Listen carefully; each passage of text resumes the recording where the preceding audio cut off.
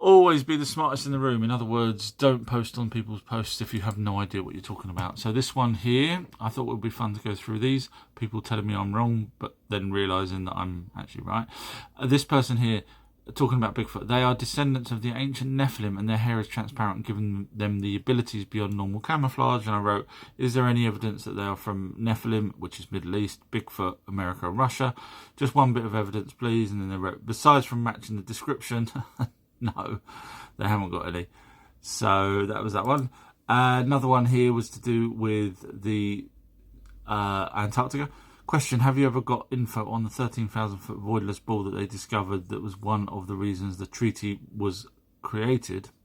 And then I wrote, in 40 years of research, the first time I've heard that. What's your source? Please don't point me to a YouTuber. And then they didn't point me anywhere because it probably was a YouTuber.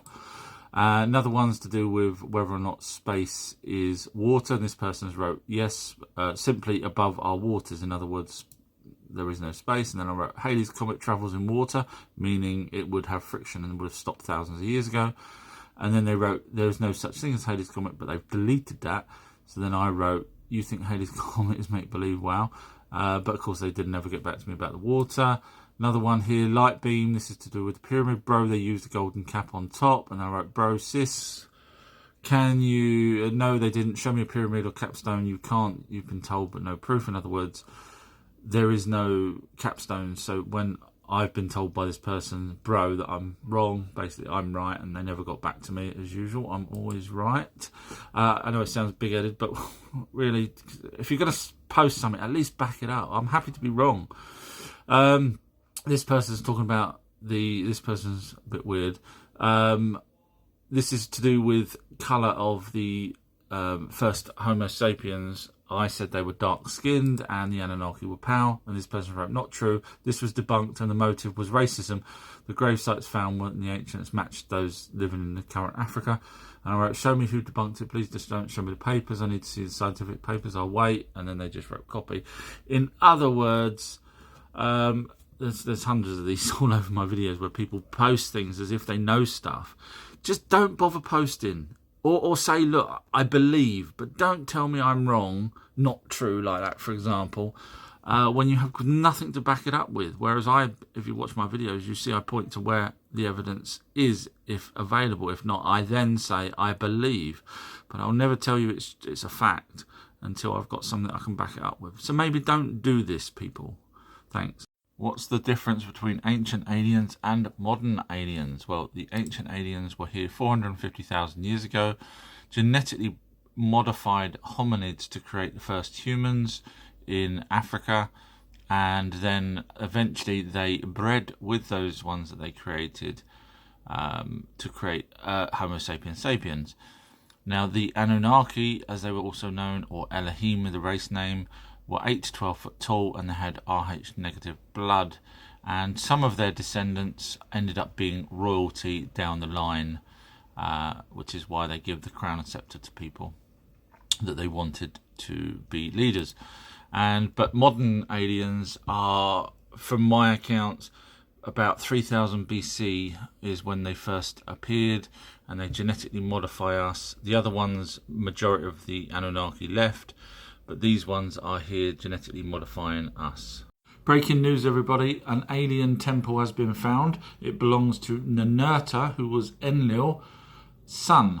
Now, Enlil, as you know, is one of the Anunnaki, who was one of the aliens that came here and genetically modified humans. This is Enlil's son Ninurta's temple that's been buried over. Funny how it got buried over, because of the deluge, not flood, which would have made that. And guess where that was? Yes, you guessed it, in Mesopotamia there. So Ninurta was known as the Sumerian god of springtime, but he was also shown on cylinder seals, which means he was definitely a real person. So when people say all those tablets are fake, no, they're not. And hundreds of thousands of tablets here that talk about Ninurta, son of Enlil, confident is my strength, blah blah blah, Ninurta. So, and that just, Ninurta's everywhere. So all real, aliens were here. Planet Nibiru has been seen, or has it? Now mainstream are now talking about that there's a planet in our solar system. which is 4 to 5 times the size of Earth, which just so happens to be the same size as Nibiru, as said by the Native Americans when they used to see it come around every 3,600 years. Now here it says that this planet that's possibly in our solar system has an orbit of 10 to 20,000 years. They have no idea. I mean, that's a hell of a difference. So in other words, it could be, yes, Nibiru. And again, you see the word Planet X, you're starting to realise that they know it's out there. And here it just basically, they're trying to cover their bases here, because it says there could be a planet lurking. In other words, they are fully aware that there is a planet that's going around, and that's my opinion. But obviously we know all of this because we've got the ancient texts that predate the Bible that talked about the asteroid belt. No way we would know it back. Aliens were here and left this for us. So researcher Michael Jellinger suggests that the ancient structures created some sort of circuit board. So I've been doing my own research into Indian temples, and most of them seem to have a spire which could attract lightning, or have a crystal which again produces power. So you can kind of see the similarity there between that and a circuit board.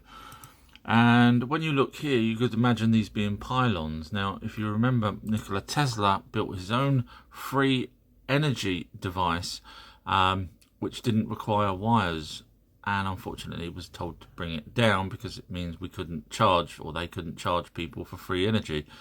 So are these temples being used for free energy, just like Michael Jellinger says? Well, Angkor Wat's probably the best point, which I'm running out of time, so watch my next video. But do like, comment, etc. if you are enjoying these videos.